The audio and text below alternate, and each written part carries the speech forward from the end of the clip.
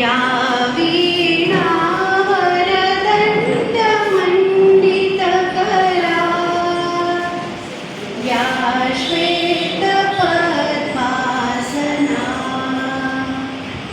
या ब्रह्माच्युत शंकर प्रभुदेवी, देवै सदा वंदिता, सा मां पातु सरस्वती भगवती, निःशेष जाड्या पहा.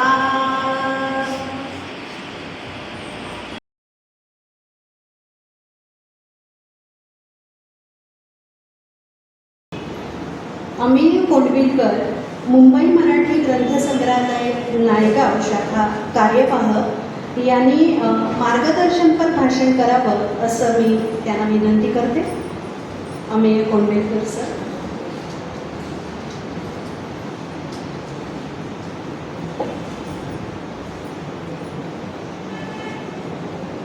नमस्कार. सन्माननीय व्यासपीठ, माझं नाव अमेय कोंडविलकर. मी मुंबई मराठी ग्रंथसंग्रहालय नागपूर शाखेचा कार्यवाह आहे. त्याबरोबरवरती कार्यकारिणी सदस्य आहे. माझ्याबरोबर एक मकरंद केसरकर म्हणून आहे. तर तुम्ही आमच्याकडे बघितलं तर मला असं वाटतं की आम्ही 2च तरुण आहोत त्या कार्यकारिणी सदस्यामध्ये जी यावर्षीची आली. आणि त्यावेळेपासून आम्ही असे कार्यक्रम म्हणजे घेतच आहोत. मुंबई मराठी ग्रंथसंग्रहालय म्हणजे नेहमीच पुढाकार घेतलेला आहे अशा कार्यक्रमांना प्रोत्साहन देण्यासाठी किंवा त्यांच्याबरोबर संयोजन करण्यासाठी.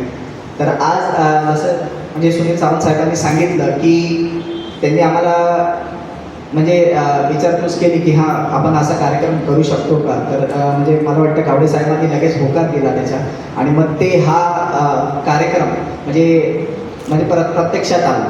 तर त्यासाठी मी सुनील सावंत साहेबांना तसेच डॉक्टर बालकृष्ण ललित साहेबांनाही धन्यवाद देतो की त्यांनी होकार दिला आणि म्हणजे या कार्यक्रमाची रूपरेषा म्हणजे आखली आणि त्या पद्धतीने हे कार्यक्रम आज इथे संपन्न होत आहे.